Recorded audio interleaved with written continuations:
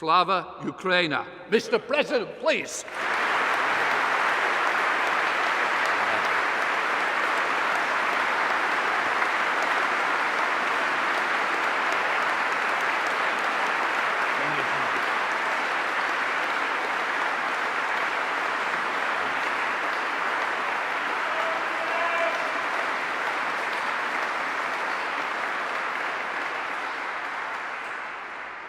Thank you so much.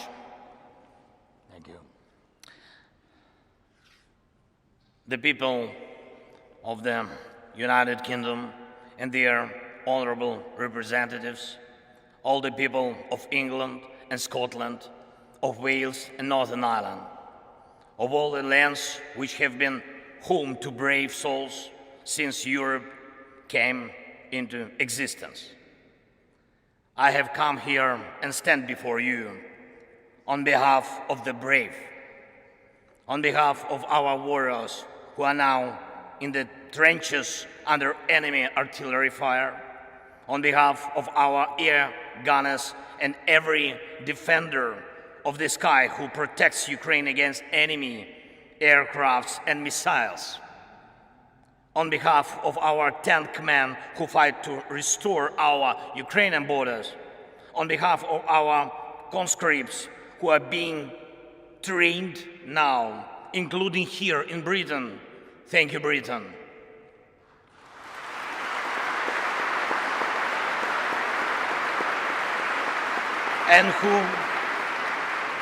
And who will be then deployed to the front line, skilled, equipped, and eager to win. On behalf of every father and every mother who are waiting for their brave sons and brave daughters back home from the war. Mr. Speaker, you may, I think, well remember as roughly more than 2 years ago, we met with you here in Parliament. Great honor was for me. And I remember we enjoyed tea. We talked, of course. We talked a lot about our people and about our countries, about the British and Ukrainian political traditions. Mr. Prime Minister Rishi, when we had our meeting earlier today, and I said to you that I will tell a story in my address to the Parliament, and a story about my feelings on my first visit to London as President in autumn 2020. The program was packed. Royal Highnesses William and Catherine, and Buckingham Palace and aircraft carrier of the Royal Navy, the Westminster, of course, Downing Street, and of course, the war rooms. And there is an armchair in the war room, the famous Churchill's armchair, and a guide smiled and offered me to sit down on this armchair from which war orders had been given. And he asked me, how did I feel? And I said that I certainly felt something. But it is only now that I know what the feeling was. And all Ukrainians know it perfectly well too. It is the feeling of how bravery takes you through the most unimaginable hardships to finally reward you with victory.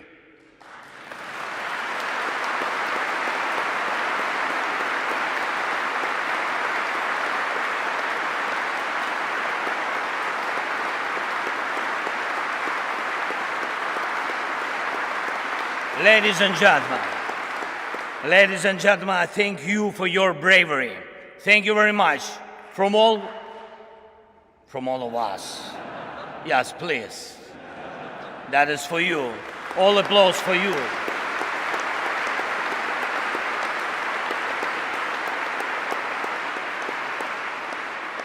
London has stood with Kiev since day one.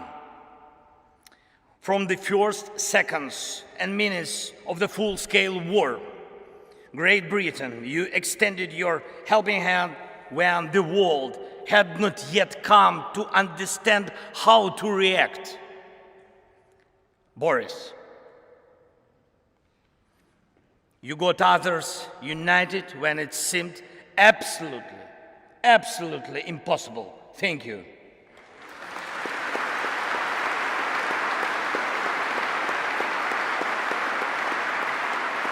You, all of you, you all showed your grit and character back then. Strong British character. You didn't compromise Ukraine. And hence, you didn't compromise your ideals. And thus, you didn't compromise the spirit of these great islands. Thank you very much.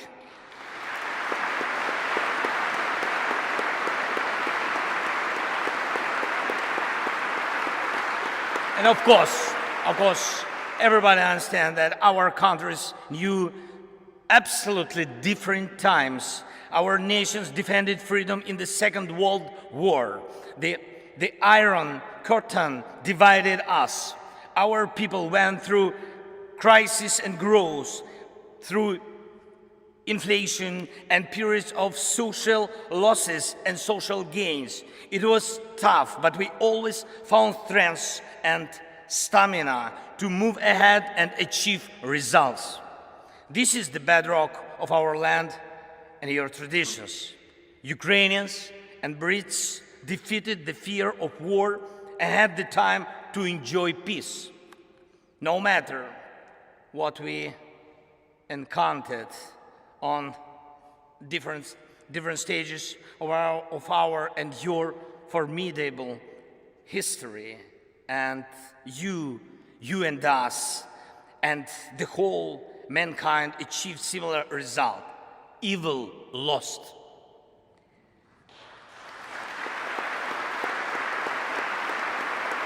Evil lost. We will always come out on top of evil. This lies at the core of our, but also your traditions. However, the horizon never stays clear for a while.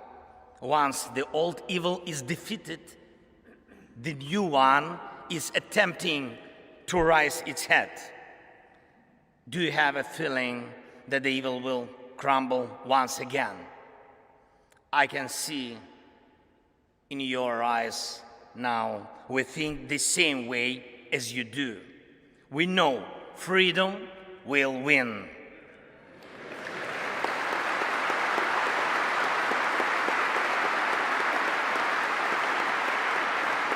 We know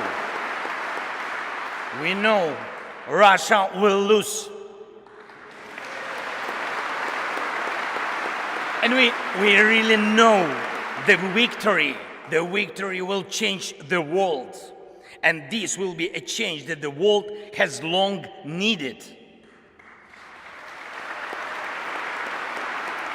The United Kingdom is marching with us towards the most important victory of our lifetime. It will be a victory over the very idea of the war. After we win together, any aggressor, it doesn't matter, big or small, will know what awaits him if he attacks international order. Any aggressor who will try to push the boundaries by force, who will inflict destruction and death on other peoples, who will try to endure his dictatorship at the expense of other people's blood in criminal and unprovoked wars, as the Kremlin does. Any aggressor is going to lose.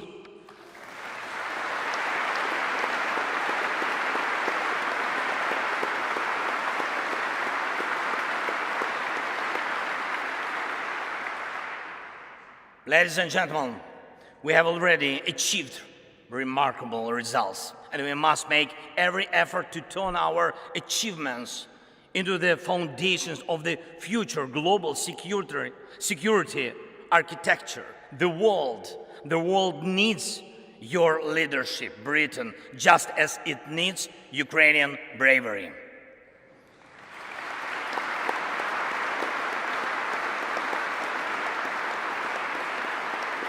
When the full-scale invasion began, we, together with you, Britain, and United States and other allies, formed a true coalition of friends. That is very important. You were among those very few who had helped before the large-scale invasion began, exactly as it will be necessary every time in the future to prevent aggression from happening. Your help was preventive. We must take these principles of preventive aid to those who are threatened with aggression and preventive sanctions against those who threaten aggression as basic principles of the world anti-war policy. We created a coalition of NLAW. Thank you. Of NLAW and Javelin that stopped the advance of the Russian army from the first day of the invasion.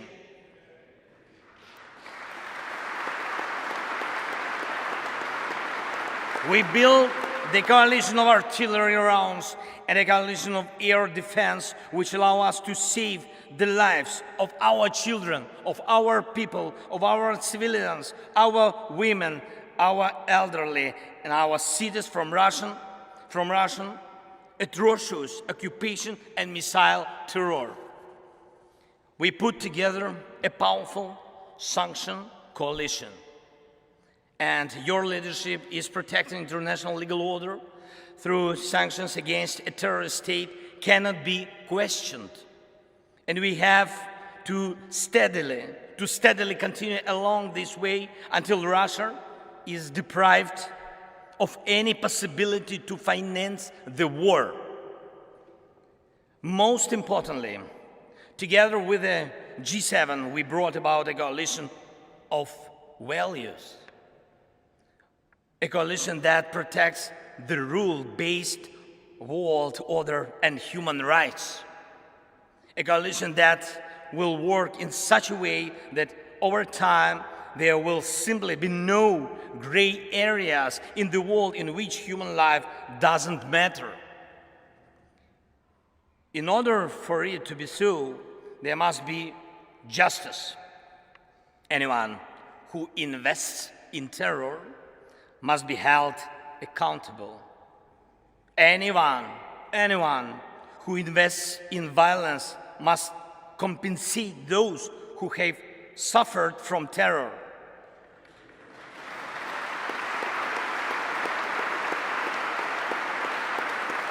Terror, aggression, or other forms of state violence. Our proposals for the creation of a special tribunal for the crime of Russian aggression against Ukraine and special compensation mechanism which will compensate war losses at the expense of Russian assets are based on such principles. Justice is one of 10 elements of the peace formula proposed by Ukraine and supported by Britain. I thank you for your readiness to invoke the formula. Thank you, Prime Minister. Thank you very much.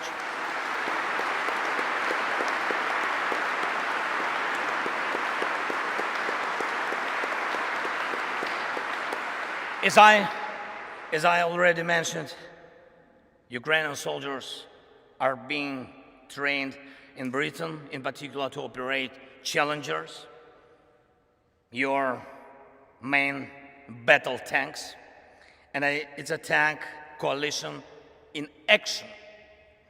And I thank you, Rishi. Thank you very much for this powerful defensive step for tank assistance. Thank you. The coalition of long-range missiles is the latest of all. It will allow us to make the evil completely retreat from our country by destroying its headways deep in the occupied territories. And it's not just, I'm not speaking just about weapons. We proved together that the world truly helps those who are brave in defending freedom, and thus paves the way for a new history. A history of the world that knows how to be quick in help, who knows how to be effective in defense, who knows how to remain principled in dark hours, who implements its treaties and arrangements in good faith, who does not allow perpetrators to enjoy immunity, who knows how to overcome veto when it's abused, who knows no fear, and who knows how to win. This shall be the new reality of the free world, I'm sure.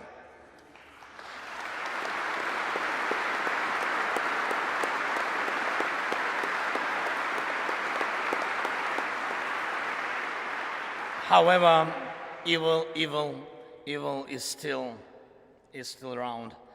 around today, and the battle continues. Yes, we know how it's going to end and how we are going to feel on the day victory comes. Every day we continue to pay with lives, pain and tears for bringing victory closer, with the lives of our people, our heroes, whom we lose in battles, with the lives of our heroes who take life and death risks every day to save as many of our soldiers and civilians as possible. And today, I will have the honor to be received by His Majesty the King. It will be a truly special moment for me, for our country. And in particular, because I will convey to him from all the Ukrainians the words of gratitude for the support His Majesty showed to them when he was still the Prince of Wales. And I also intend to tell him something that is, I think that is very, very, very important, not only for the future of Ukraine, but also for the future of Europe. In Britain, the king is an Air Force pilot. And in Ukraine today, every Air Force pilot is a king.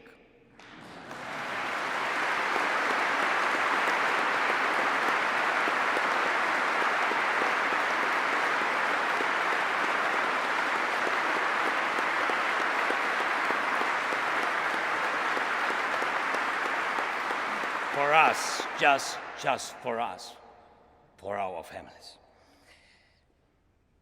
Because they are so few, they are so precious that we, the servants of our kings, do everything possible and impossible to make the world provide us with modern planes to empower and protect pilots who will be protecting us. And I'm proud of our Air Force. And I brought a present from them to you, Great Britain. Yes, please, open please. Yes. Yes. To the speaker. Yes, speaker. I will. And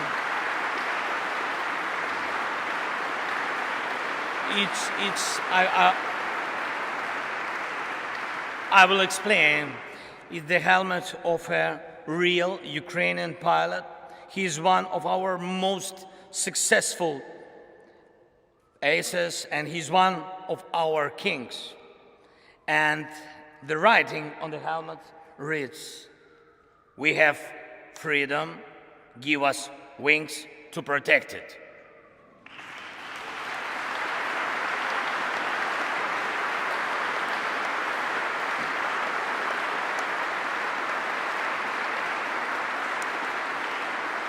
I trust this symbol will help us for our next coalition of the planes, and I appeal to you and the world with simple and yet most important words. Combat aircrafts for Ukraine, wings for freedom.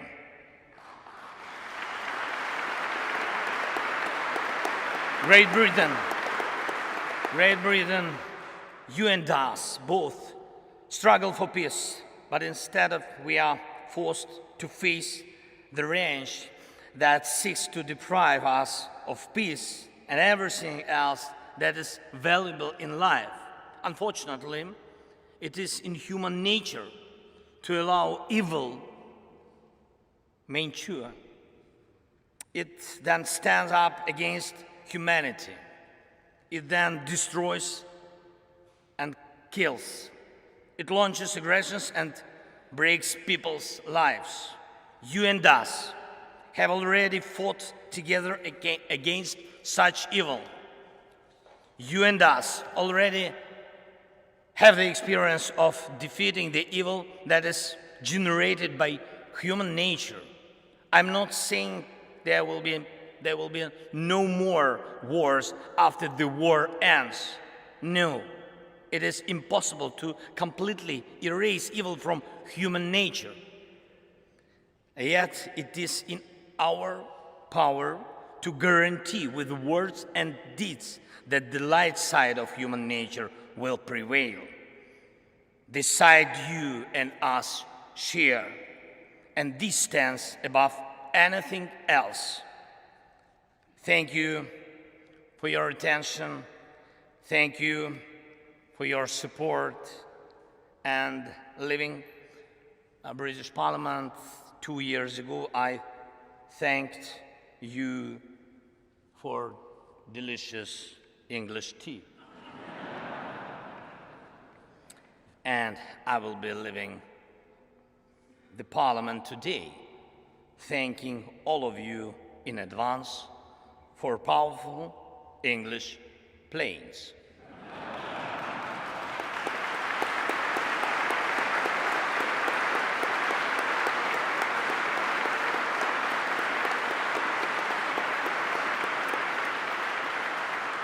By the way, it's almost 5 o'clock. God bless Great Britain and long live the King. Слава Україні!